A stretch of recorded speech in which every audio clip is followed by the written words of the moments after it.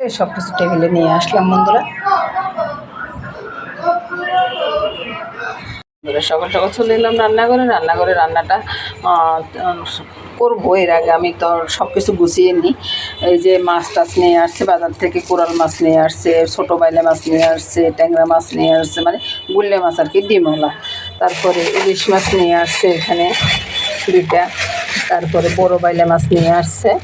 উনি নোয়াখালীর বাইলে মাছ খাওয়ার জন্য একবার অস্থির হয়ে গেছে, কিন্তু নোয়াখালী তো যাওয়া হচ্ছে না, খাওয়া হচ্ছে না। তারপরে বাটা মাছ নিয়ে আসছে। বাটা মাছগুলো সাইজে অনেকটা বড় বড়। তারপরে মাংস নিয়ে আসছে। আজকে রান্না করব, ওই যে মাংসটা রান্না করব আর বাইলে মাছগুলো আবার রান্না করব, আর সবগুলো গুছিয়ে রাখবো, তারপরে রান্নাটা শুরু করব। মসুর ডালগুলো ভিজিয়ে নিলাম, মাংসটা ধুয়ে নিয়ে আসলাম। পেঁয়াজ রসুন এগুলো সব মামুনি কেটে রেখেছে। এখন আমি পেঁয়াজগুলো কুচি করে প্রথমে ভেজে নেবো আর কি, আর মাংসগুলো একটু মেখে নিই। মাংসের ভিতরে দিয়ে দিলাম তেজপাতা কয়েকটা, দিব সরষের তেল। তারপরে এখানে নুন, হলুদ, লঙ্কা, জিরা সব একসাথে দিয়ে দিলাম আর কি। তারপরে 2 টুকরা লেবুর রস চিবিয়ে দিব। এবার একটু মেখে নেব। মেখে থেকে এক সাইডে ঢাকা দিয়ে রেখে দিব। তারপরে বন্ধুরা পেঁয়াজগুলোকে কুচি করে পেঁয়াজগুলো আগে ভেজে নেব। এবার আমি বন্ধুরা পেঁয়াজ রসুন আদা একসাথে ভেজে নিচ্ছি। সাথে দিয়ে দিব কয়েকটা কাজু বাদাম, একসাথে ভাজা হয়ে যাবে। পেঁয়াজগুলো ভাজা হয়ে গেছে বন্ধুরা। এবার আমি পেঁয়াজগুলোকে ব্লেন্ড করে নেব। এর ফাঁকে বন্ধুরা ডালটাও বসিয়ে দিলাম আর কি। ডালে এখন নুন হলুদটা দিয়ে দিব, স্বাদ মতো নুন দিয়ে দিলাম, একটু হলুদ দিয়ে দিলাম, একটু চিনিও দিয়ে দিব, তাহলে টেস্টটা বেড়ে যাবে। মশলাটা তো পেস্ট করে নিয়ে আসছি বন্ধুরা, আর মাংসের সাথে একটু কাঁচা পেঁয়াজও দিয়ে রেখেছি। সবগুলো দিয়ে একসাথে মেখে নিব। এর ফাঁকে বন্ধুরা ডাল সম্বারটা করে নিচ্ছি।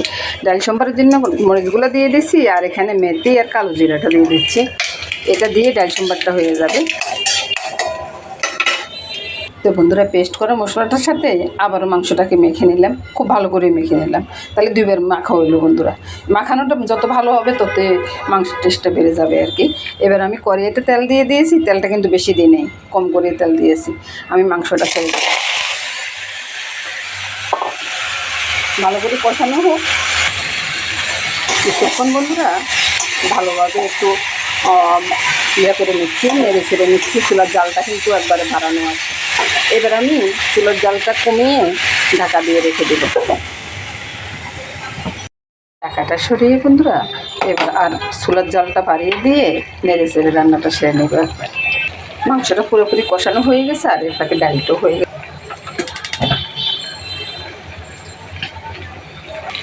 এবার আমি বন্ধুরা মাংসটা জল দিয়ে দেবো। আর মাংসটা বন্ধুরা এক একদিন যদি এক এক রকম হয় তাহলে ভালোই লাগে খেতে বন্ধুরা।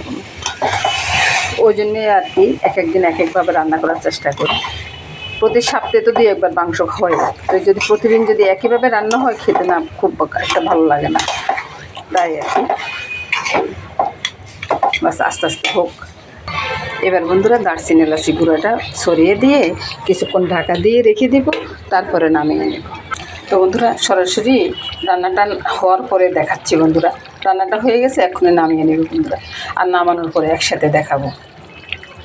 বন্ধুরা রান্না করবো বাইলা মাছ। বাইলা মাছগুলোকে ছিলে নিয়েছি, এখন কেটে নিয়ে আসবো বন্ধুরা। ওটা কাছে দিয়ে আর চামচ দিয়ে চুলে নিয়েছি।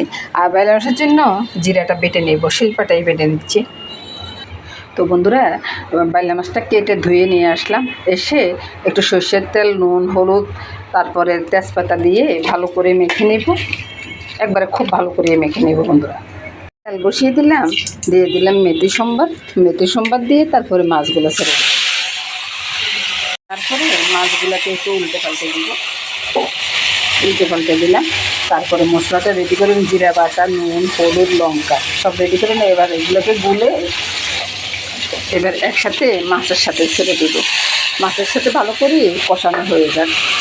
মশলাটা কষানো হয়ে গেলে মামুনি কয়েকটা কাঁচা লঙ্কা দিয়ে গেছে, এবার আমি ঝোলটা দিয়ে দিলাম। এবার রান্নাটা হয়ে গেছে বন্ধুরা, রান্নাটা নামিয়ে নেব।